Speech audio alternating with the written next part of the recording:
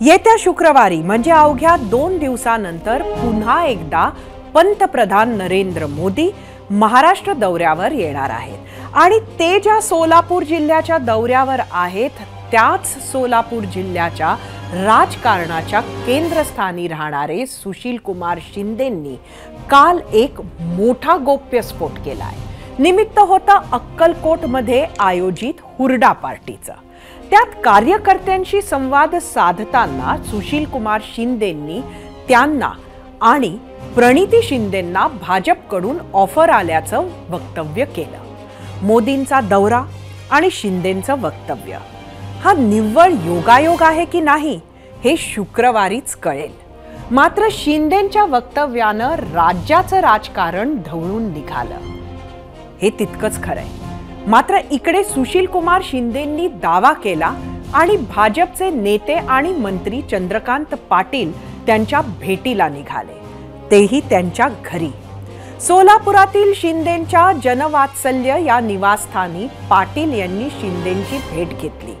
म्हणायला निमित्त अखिल भारतीय मराठी नाट्य संमेलनाचं निमंत्रण देणे। तरीही शिंदेंची ताजी विधानं पाहता राजकीय वर्तुळात लगेच चर्चा सुरू झाली। आता भाजपनं खरंच ऑफर दिली आहे का हे जाणून घेण्यासाठी आम्ही भाजपचे प्रदेशाध्यक्ष चंद्रशेखर बावनकुळेंनाच गाठलं। त्यांनी काय उत्तर दिलं आणि त्यावर आम्ही पुन्हा सुशील कुमार शिंदेंना भेटलो, त्यांच्याशी चर्चा केली। काय म्हणाले हे दोन्ही नेते ते पाहूयात। तुम्हाला सगळ्यांना माहिती आहे, दोनदा पराभव झाला। आता सगळं हे वैभव दाखवण्याचं काम होत आहे। प्रणितीताईला किंवा मला बीजेपी मध्ये येणार होतं, आता कसं शक्य आहे? ज्या आईच्या खुशीवर आम्ही वाढलो तिथं आमचं बाळपण गेलं, आमचं तारुण्य गेलं। आता मी 83 वर्षामध्ये आहे, आता कसं दुसऱ्याचं घर वापरलं शक्य नाही। मी आपल्याला अत्यंत जबाबदारीने सांगतो आहे, कुठली ऑफर भारतीय जनता पार्टीने सुशील कुमार शिंदेजी किंवा प्रणितीताई शिंदे ते आमचे चांगले मित्र आहेत, ते आमचे पारिवारिक त्यांचे संबंध आहेत, पण अशी कुठली ऑफर आम्ही त्यांना दिली नाही आहे। आणि चुकीच्या बातम्या या वर्तमानपत्रातनं आणि मीडियाच्या माध्यमातून जात आहे। भारतीय जनता पार्टीने कुठली ऑफर प्रणितीजी किंवा सुशील कुमारजीला दिली नाही आहे। ऑफर आहे पाहिजे काय नक्की म्हणजे काय कोणी ऑफर केलेली आहे आणि काय ऑफर होते ते काय सांगायचं असतं का कोणी ऑफर केलेली? पण सांगायचं असतं का कोणी ऑफर केलेली? असं भाजपचे प्रदेशाध्यक्ष म्हणतात आम्ही अशी कुठलीही ऑफर शिंदे साहेबांना दिलेली नाही आहे, म्हणजे एक प्रकारे आपण खोटं बोलत असं त्यांना सांगायचं। मला ज्यांच्याकडून आली ते आता मोठा माणूस आहे, तर मी जास्त काय सांगत नाही। काय आपली भूमिका यापुढची काय? मी सांगितलं स्पष्टपणानं, मी काँग्रेसवाला आहे आणि काँग्रेस सोडून आम्ही कुठे जाणार नाही। आता सुशील कुमार शिंदे आणि चंद्रकांत दादा पाटील हे भेटले।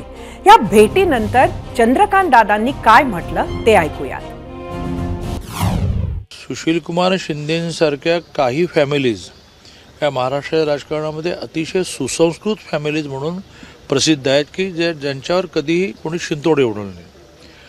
त्यांच्याच पावलावर पाऊल ठेवून प्रणितीताई पण आहे की ज्या आक्रमक आहेत पण सर्वसामान्य माणसाच्या प्रश्नासाठी आक्रमक आहेत। तर अशी सुसंस्कृत फॅमिली, अशा आक्रमक प्रणितीताई या भारतीय जनता पार्टीत आल्या तर आम्ही स्वागतच करू। पण अशी कुठलीही ऑफर ना बीजेपीने दिली की अशी कुठलीही इच्छा ना त्यांनी व्यक्त केली।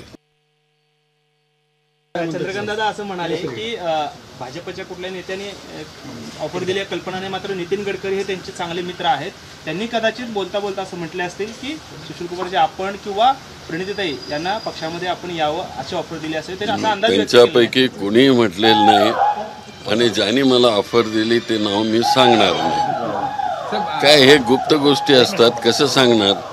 तर प्रणितीताई जर का आमच्या पक्षात आल्या तर आम्ही त्यांचं स्वागत करू असं म्हटलेलं आहे। त्यांना वाटतं असं, आपण कसं पाहताय जाहीर ते वाटतं त्यांना। आता ते प्रणितीच्या मनामध्ये काय आहे ती इंडिपेंडंट आहे, मी काय करू शकणार. शी इज मॅच्युअर. आता याच सर्व राजकीय दाव्यांवर होता आपला आजचा प्रश्न. तोच पाहण्यासाठी जाऊयात आपल्या पोल सेंटरला. आजचा आपला पहिला प्रश्न. भाजपची सोलापूरसाठी सुशील कुमार शिंदे आणि प्रणिती शिंदेंना ऑफर, ती या दोघांनी स्वीकारावी का, असा आपला प्रश्न होता. तुम्हाला सांगायचं होतं होय किंवा नाही. याच प्रश्नाचं उत्तर आपण पाहणार आहोतच. मात्र त्याआधी जरा सोलापूरचं राजकीय गणित समजून घेऊयात. गेल्या 5 दशकांचा इतिहास पाहिला तर लक्षात येतं की हा जिल्हा आधी काँग्रेसचा गड होता. मात्र आता इथं काँग्रेसचं अस्तित्व म्हणावं तितकं नाहीये. सुशील कुमार शिंदेच्या रूपानं सोलापूरला मोठं नेतृत्व लाभलं. 70च्या दशकात शिंदेंची कारकीर्द सुरू झाली आणि पुढे बहरली देखील. मात्र उत्तरार्धात त्यांचा संघर्ष वाढला आणि तोच संघर्ष मुलगी प्रणितीच्याही वाट्याला आला. कसं आहे सोलापूरचं राजकीय गणित आणि संघर्ष, पाहूयात. सोलापूर हा जिल्हा स्वातंत्र्यापासून 4-5 दशक काँग्रेसचा बालेकिल्ला होता. 1996 पासून चित्र थोडं बदललं आणि भाजपने हळूहळू जम बसवला. मात्र सत्ता कुणाचीही असली तरी राजकारणाच्या केंद्रस्थानी काँग्रेस नेते सुशील कुमार शिंदे यांचंच नाव राहिलंय. त्यांचा हा राजकीय वारसा त्यांच्या कन्या आणि आमदार प्रणिती शिंदे पुढे नेत आहेत. खरं तर काँग्रेसचे निष्ठावंत, गांधी कुटुंबियांचे निकटवर्तीय आणि इंदिरा काँग्रेसपासून सोनिया काँग्रेसपर्यंत प्रत्येक नेतृत्वासोबतचा प्रदीर्घ अनुभव, असा सुशील कुमारांचा इतिहास. मात्र 2014 नंतर काँग्रेसची देशभरात जी अवस्था झाली तीच अवस्था शिंदेंची त्यांच्याच जिल्ह्यात आणि पक्षातही झाली. 2014 साली मोदींच्या लाटेत त्यांच्या बालेकिल्ल्याला तडाखा बसला. सुशील कुमार शिंदेंना सोलापुरातच 1.5 लाख मतांनी पराभव स्वीकारावा लागला. त्यानंतर 2019 मध्येही त्यांना सोलापूर जिंकता आलं नाही. मात्र यावेळी मतांचं अंतर आणखी वाढलं. याच निकालानंतर पक्षात त्यांचं स्थान मागे पडत गेलं. मात्र कन्या प्रणिती शिंदे आपलं स्थान राखत होत्या. मित्रपक्षांसह विरोधकांशी संघर्ष करत होत्या. सलग 2 वेळा भाजपचा खासदार निवडून आलेला असतानाही प्रणिती शिंदेंनी सोलापूर मध्यमधून हॅट्रिक साधत आपली दावेदारी कायम ठेवली. मात्र याच दावेदारीचं उमेदवारीत रूपांतर होण्याआधीच प्रणिती शिंदेंना मित्रपक्षातूनच आव्हान मिळालं. तारीख होती 10 फेब्रुवारी 2023. राष्ट्रवादी काँग्रेसचे आमदार रोहित पवार सोलापूर दौऱ्यावर होते आणि त्यांनी थेट लोकसभेवर दावा केला. माझा अंदाज आहे की खासदारकी आणि तिथं असणारं सीट कुठल्या पार्टीला कधी द्यावं, कसं द्यावं, या बाबतीतली बैठक ही कदाचित 1-2 महिन्यामध्ये त्या ठिकाणी महाविकास आघाडीची त्या ठिकाणी होईल. आणि त्या बाबतीत सर्वच घटक पक्षांना विश्वासात घेऊन सोलापूरचं जे सीट आहे ते काँग्रेसकडे असावं का राष्ट्रवादीकडे असावं, या बाबतीतला निर्णय त्या ठिकाणी केला जाईल. रोहित पवारांच्या दाव्यानंतर शांत संयमी स्वभावाच्या प्रणिती शिंदेंचं आक्रमक रूप महाराष्ट्रानं पाहिलं. मला माहित नाही, पण हा त्यांचा पहिला टर्म आहे. पोरकटपणा असतोच काही जणांमध्ये. वक्तव्याच्या फैरी सुरू झाल्या आणि लोकसभेच्या वर्षभर आधीच सोलापूरची जागा चर्चेत आली. रोहित पवार आणि प्रणिती शिंदे, काँग्रेस विरुद्ध राष्ट्रवादी काँग्रेस, असा स्थानिक नेत्यांमध्येही वाद विकोपाला जात होता. उघड संघर्ष सुरू झाला, बॅनरबाजी सुरू झाली.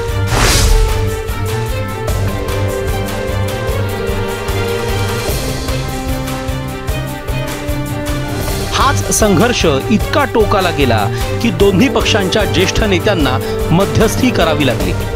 फेब्रुवारी 2023ला सुरू झालेला वाद शांत झाला, मात्र कोल्ड वॉर सुरूच होतं आणि याच घटनेला वर्ष लोटलंय. कोणत्याही क्षणी लोकसभेच्या निवडणुका लागू शकतात. अजूनही महाविकास आघाडीच्या जागा वाटपाचा फॉर्म्युला ठरलेला नाही. तर विद्यमान खासदार डॉक्टर जय सिद्धेश्वर शिवाचार्य यांच्या जातीच्या दाखल्याचं प्रकरण वादात आहे. त्यामुळे सोलापुरात भाजप नव्या उमेदवाराच्या शोधात असल्याच्या चर्चा आहेत. आणि अशातच सुशील कुमार शिंदेंनी त्यांना आणि प्रणिती शिंदेंना थेट भाजपची ऑफर असल्याचा दावा केलाय. मित्रपक्षांनाच नाही तर भाजपलाही कामाला लावलंय। दुसरीकडे सुशीलकुमार शिंदे आणि मल्लिकार्जुन खरगे यांच्यातला सुप्त संघर्ष याची किनारही या वक्तव्याला असू शकते असा अंदाज राजकीय विश्लेषक व्यक्त करतायत। सुशीलकुमार शिंदे आणि मल्लिकार्जुन खरगे यांच्यातला सुप्त संघर्ष हा कायमच चर्चेत राहिलाय। 2019च्या निवडणुकांनंतर महाविकास आघाडी सरकारमध्ये आमदार प्रणिती शिंदे यांना स्थान दिलं गेलं नाही आणि त्यामुळं सोलापुरात काँग्रेस कार्यकर्त्यांनी मल्लिकार्जुन खरगे यांचा पुतळा जाळलेला होता। आता तर मल्लिकार्जुन खरगे हे राष्ट्रीय काँग्रेसचे अध्यक्ष आहेत आणि इंडिया आघाडीमध्ये देखील त्यांना मोठं स्थान आहे। त्यामुळे जर 2024च्या निवडणुकांसाठी सोलापूर लोकसभेसाठी काँग्रेसकडून उमेदवारी प्रणिती शिंदे यांना जर मिळवायची असेल तर त्यांचं काँग्रेसमधील स्थान हे बळकट आहे हे सिद्ध करण्यासाठी आणि इतर पक्षांकडून त्यांना ऑफर आहे हे दाखवून उपद्रव मूल्य सिद्ध करण्यासाठीच सुशीलकुमार शिंदे यांनी हे वक्तव्य केलं असावं अशा पद्धतीचं मत सोलापुरातले राजकीय विश्लेषक व्यक्त करतात। या दाव्यानंतर शिंदेंची बार्गेनिंग पॉवर वाढेल असा अंदाज व्यक्त केला जातोय। 0 आवर ABP माझा।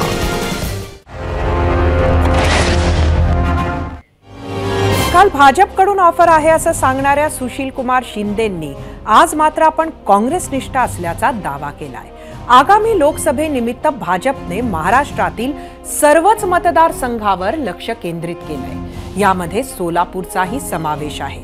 सोलापूरमध्ये प्राबल्य असणाऱ्या काँग्रेसच्या शिंदे बाप लेकीला सोबत घेण्याचा भाजपचा प्रयत्न असल्याची चर्चा आहे। प्रणिती शिंदेंना खासदारकीचं तिकीट देणं न जमल्यास सुशीलकुमार शिंदेंना सोबत घेऊन लोकसभेत उतरण्याचा भाजपचा प्लॅन असल्याचं सांगण्यात येत आहे।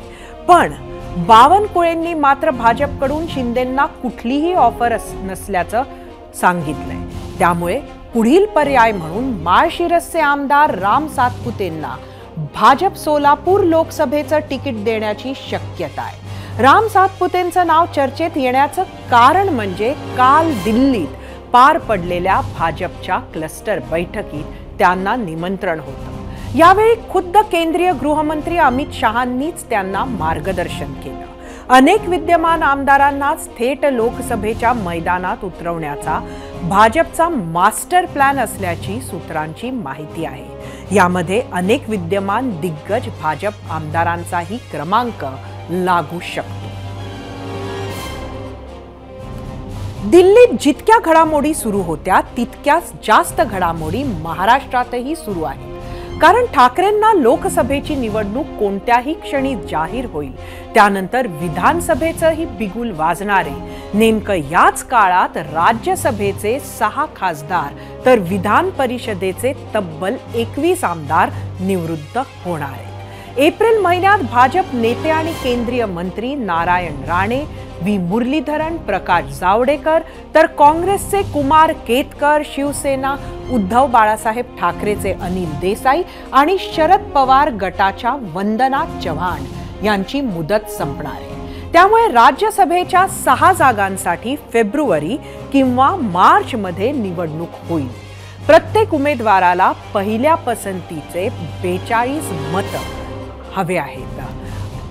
भाजप, शिंदे गट, काँग्रेस यांचे उमेदवार त्यामुळे सहज निवडून येऊ शकतात। मात्र राष्ट्रवादी काँग्रेस व उद्धव ठाकरे गट यांचे उमेदवार निवडून येण्यासाठी जुळवाजुळव करावी लागणार आहे। विधानसभेतील सध्याचे संख्याबळ लक्षात घेता भाजप, शिवसेना, शिंदे गट आणि राष्ट्रवादीतील अजित पवार गटाचे प्राबल्य असल्यानं शरद पवार आणि ठाकरे गटाला राज्यसभा तसेच विधान परिषदेत उमेदवार निवडून आणण्याकरिता मतांची जुळवाजुळव करावी लागेल। असं असतानाच ठाकरेंकडे असलेल्या आमदारांची संख्या पाहता अनिल देसाईंना पुन्हा संधी मिळेल का याची शक्यता कमी आहे। आणि सगळ्यात महत्त्वाचं, मिलिंद देवरांच्या शिवसेनेतील प्रवेशानंतर त्यांना अनिल देसाईंच्या जागी राज्यसभा मिळणार अशी चर्चा सुरू झाली आहे। महत्त्वाचं म्हणजे त्यामुळे दक्षिण मुंबईत विधानसभा अध्यक्ष राहुल नार्वेकर किंवा मंगल प्रभात लोढा यांचीच नावं आघाडीवर आली आहेत।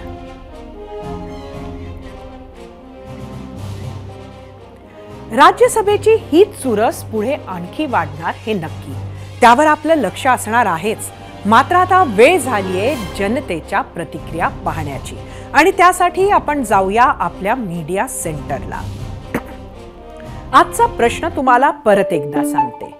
भाजपची सोलापूरसाठी सुशील कुमार आणि प्रणिती शिंदेंना ऑफर, ती या दोघांनी स्वीकारावी का? यावर काय प्रतिक्रिया आल्यात सोशल मीडियावर त्या बघूया. एक्सवरून विनोद मोरे, भाजपची ऑफर स्वीकारू नये, हरलात तरी चालेल पण आपल्या विचारांशी, स्वाभिमानाशी, पक्षाशी असलेल्या एकनिष्ठेशी कधीच फारकत घेऊ नये.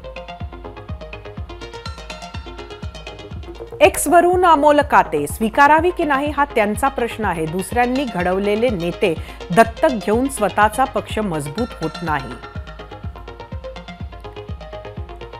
एक्सवरून दयानंद गौडगाव, प्रणिती शिंदेंनी आमदार म्हणून बरीच कामं केली. त्यांना जर प्रवाहा बरोबर जात शहराचा विकास करायचा असेल तर त्यांनी पक्ष बदलण्यास हरकत नाही.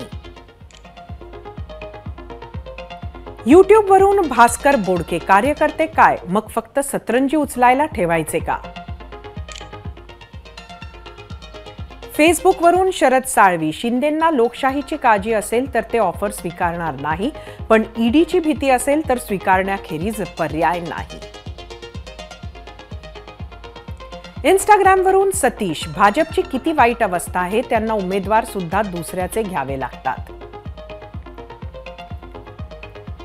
इंस्टाग्रामवरून जयप्रकाश जाधव, प्रत्येक पक्षानं त्यांच्या पक्षातील लोकांना संधी दिली पाहिजे. उगाच दुसऱ्या पक्षातील नेते बोकांडी बसवून कार्यकर्त्याचे हाल करू नका. आम्ही विचारलेल्या प्रश्नावर तुम्ही काय कौल दिला आहे तो कौल पाहण्यासाठी जाऊया आपल्या पोल सेंटरला आणि परत एकदा आजचा प्रश्न बघूया. भाजपची सोलापूरसाठी सुशील कुमार आणि प्रणिती शिंदेंना ऑफर, ती त्या दोघांनी स्वीकारावी का? यूट्यूबवर एकूण 20,000 मतं. 24% लोकांनी होय म्हटलंय पण 76% लोकांनी मात्र नाही म्हटलंय. इंस्टाग्रामवर एकूण 3,000 मतं.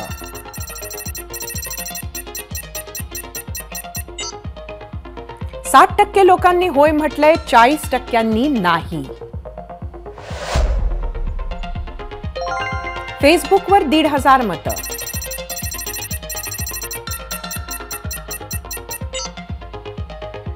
%37 लोकांनी होय म्हटलंय, 63% लोकांनी नाही म्हटलंय. एक्सवर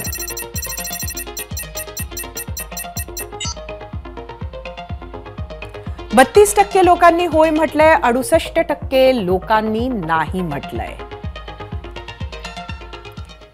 सत्ता स्थापनेत एकेका जागेचं मोल मोठं आहे, त्यामुळे भाजप साम दाम दंड भेद सगळ्या मार्गाचा अवलंब करत आहे.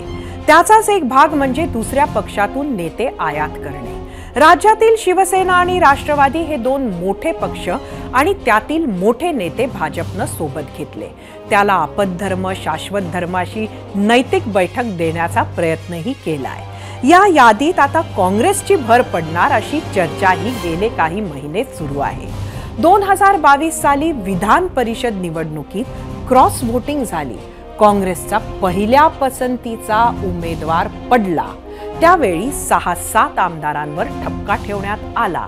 त्यानंतर महिन्याभरात शिंदे सरकारवरील विश्वासदर्शक ठरावाच्या वेळी 9-10 आमदार उशिरा पोहोचल्यानं चर्चेला बळकटी मिळाली. त्यानंतर महिनाभरात प्रदेश काँग्रेसच्या बैठकीलाही हेच आमदार आणि काही मोठे नेते गैरहजर राहिले. यात आमदार प्रणिती शिंदे आणि काँग्रेसचे ज्येष्ठ नेते देशाचे माजी गृहमंत्री सुशील कुमार शिंदे यांच्या नावाचीही चर्चा झाली. त्यातच सोलापूरच्या जागेवर राष्ट्रवादीचा डोळा असल्याचं रोहित पवार यांच्या वक्तव्यांवरून समोर आलं आणि प्रणिती शिंदेंना आक्रमकपणे प्रतिवाद करावा लागला. त्यामुळे आपल्याला भाजपची ऑफर असल्याचा दावा सुशील कुमार शिंदेंनी केला तेव्हा फार कुणाला आश्चर्य वाटलं नाही. पण जिथे शरद बनसोडे, जय सिद्धेश्वर स्वामी सारखी लोक मोदींच्या नावावर निवडून येतायत, तिथं भाजपला गांधी घराण्याशी एकनिष्ठ असलेल्या शिंदेंची गरज का लागावी याचं मात्र अनेकांना आश्चर्य वाटतंय. भाजपच्या इतिहासातील वक्तव्य तपासले तर त्यांच्या लेखी खरं तर सुशील कुमार शिंदे हे ते व्यक्ती आहेत ज्यांनी देशाच्या गृहमंत्री पदावरून भगवा दहशतवाद असा अत्यंत अपमानजनक शब्द दिला. त्यामुळे आता भाजपनं खरंच जर का शिंदेंना ऑफर दिली असेल तर ती भाजपच्या कोर मतदाराला कितपत रुचेल याबाबत शंका आहे. पण असंही असू शकतं की जसं आता अजित पवारांना भाजप समर्थकांनी गोड मानून घेतलंय तसाच शिंदेंनाही मानतील. हा विश्वास भाजपला असू शकतो.